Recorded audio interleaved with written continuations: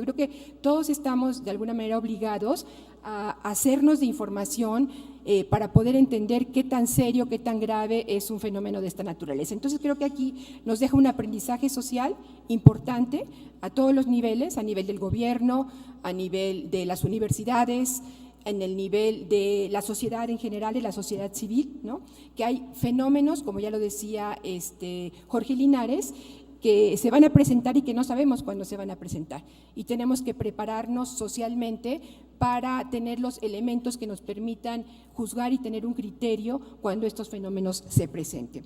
Bueno, las estadísticas que estamos empezando a construir de la encuesta que aplicamos a la comunidad universitaria, creo que van a ser muy sugerentes de qué es lo que pasa en nuestra sociedad, ¿no? La UNAM es como una muestra de lo que ocurre en nuestra sociedad. Evidentemente hay grupos de la sociedad que no tienen el nivel educativo de nuestros estudiantes o de nuestros profesores y en donde encontraremos seguramente reacciones sociales menos adecuadas respecto a un fenómeno como este. Yo creo, tenemos algunas otras preguntas, por ejemplo, interesantes, que no las pude mostrar por falta de tiempo y que tiene que ver con el tema de la incredulidad de la población y respecto al fenómeno. Y creo que hay algunas encuestas que se han hecho en algunos periódicos que marcan como una incredulidad muy alta de la población respecto a este fenómeno y bueno, creo que se manifiesta de una manera menos elevada en la población universitaria. ¿Por qué? Porque tiene mucha más información y un nivel educativo mayor como para reaccionar ante este fenómeno. Bueno, sería lo que tendría que decir sobre esto.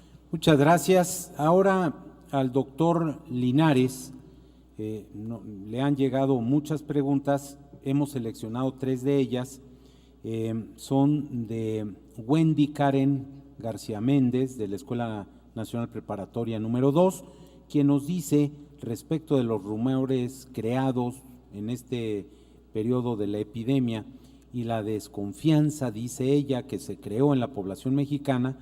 Uno de los rumores, cito, que se divulgó fue el de que era una estrategia del gobierno para distraer a la población, pues ya están cerca las elecciones. ¿Cuál es? Le pregunta Wendy Karen al doctor Linares su opinión acerca de esto.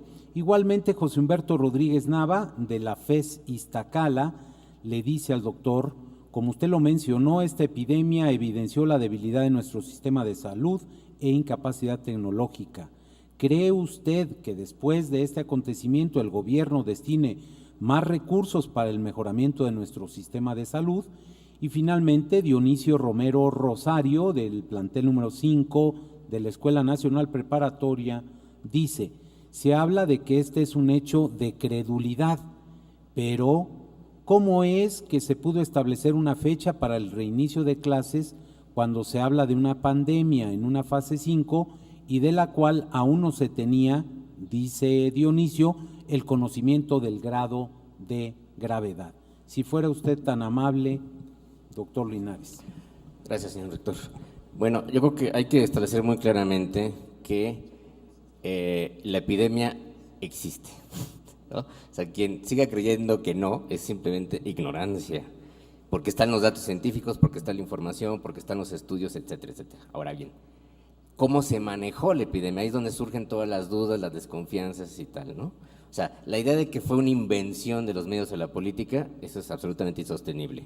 La desconfianza viene en el manejo social y político de la situación, ¿no?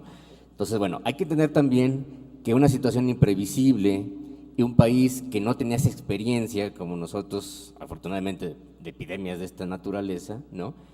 Es la primera vez que nos enfrentamos a un suceso de esta manera. Además, siempre cuenta la incertidumbre. Entonces, ante una situación de estas, como prácticamente en todas las de la vida, no podemos actuar como si tuviéramos certezas absolutas. Nos movemos en un plano de incertidumbre. Entonces, la información fue cambiando día con día.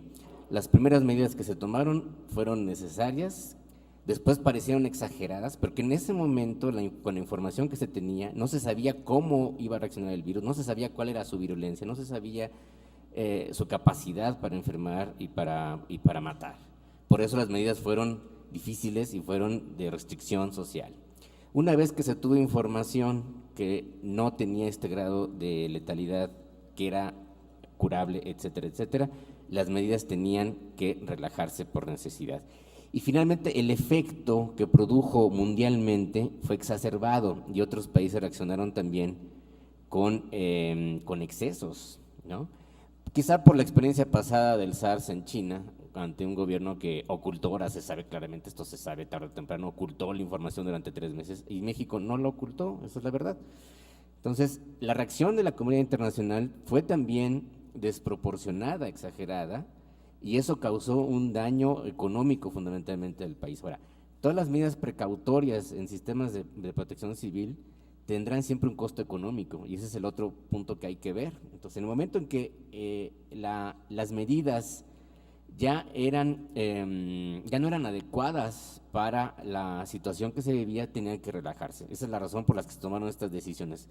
Sin duda hubo errores de comunicación y fallos y sin duda también algunos quisieron sacar provecho de esta situación para sus fines políticos. Entonces, lo que habrá que analizar es la manera en que se reacciona social y políticamente a la epidemia, pero no habría que alimentar la desconfianza por decir, bueno, ¿y por qué se dijo que regresáramos a clases tal día si la epidemia era tan grave, ¿no? Que esa es la segunda desconfianza que tuvo mucha gente. Si era tan grave el asunto, ¿por qué ahora ya nadie usa tapabocas? Si era tan grave el asunto, ¿por qué ahora la gente usa corbata? Pues porque supimos que ya no era tan grave, sin embargo, el riesgo estaba ahí y estas son medidas que se toman en la incertidumbre. Y ese es el problema de enfrentarse a los riesgos sociales y a los riesgos globales. Estamos siempre en una situación de incertidumbre. Ahora bien, por otro lado, sin duda, yo decía que bueno, hasta ahora una de las explicaciones probables de por qué se ha muerto más gente en México que en otros países se deba quizá a la ineficiencia del sistema de salud, a la incapacidad de atender a la población en los niveles primarios de la atención, a la insuficiencia de medicamentos, etcétera. Esto revela problemas estructurales graves que tiene el país en su sistema de salud y que deben ser atendidos. Esa sería la oportunidad para que para que el país pues tomara decisiones relevantes y destinar más recursos, desde luego, a la investigación para crear una red de protección social. La universidad ha hecho estudios, el Instituto de Investigaciones Sociales han hecho estudios sobre catástrofes, sobre reacción de la población, pero normalmente es a posteriori, ¿no? Hay que, idear sistemas de protección civil en donde pudieran entrar en una forma interdisciplinaria diferentes enfoques para poder diseñar sistemas más adecuados que reaccionen de una manera más rápida y más eficaz. Con todo, pues las autoridades de la nación y finalmente tanto federales como locales tomaron las decisiones que había que tomar en su momento, siguieron, digamos, el manual de lo que estaba establecido en los procedimientos internacionales, no se ocultó la información, pero ante las reacciones también exacerbadas en el mundo y ante también los efectos contraproducentes que provocan estas reacciones, tenían que adecuarse a la situación según iba cambiando día con día, prácticamente hora con hora. Y esa es la razón por la que hay que entender que no se sigue una línea recta, ni nadie tenía la certeza absoluta de lo que iba a pasar. Muchas gracias al doctor Linares. De verdad que a mí en lo personal me da muchísimo gusto recibir decenas y decenas de preguntas. No me alcanzan los dedos y las manos para poder tratar de sistematizarlas. Las vamos a subir a la página y vamos a darles respuestas a todos y cada uno de nuestros estudiantes, compañeros de trabajo, profesores que nos han dado sus datos.